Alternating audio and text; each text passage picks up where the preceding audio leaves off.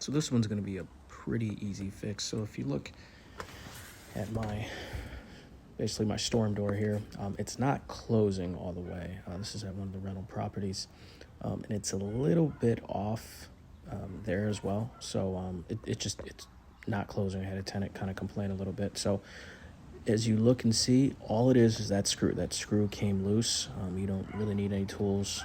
Now I did use a screwdriver after this, but I just hand tightened it, and basically that's all that you need to do. This is probably going to be a very common problem that you can kind of troubleshoot and just take a look and see. And obviously if that, happens, you can just, screw it back in, but everything is flush, there. That's all it was that screw that kind of came unloose. So definitely check your doors. Might not be a bad idea just to kind of periodically check your doors, but like I said, very simple fix, quick, easy, no tools. Thanks for watching. Make sure you like, subscribe for more.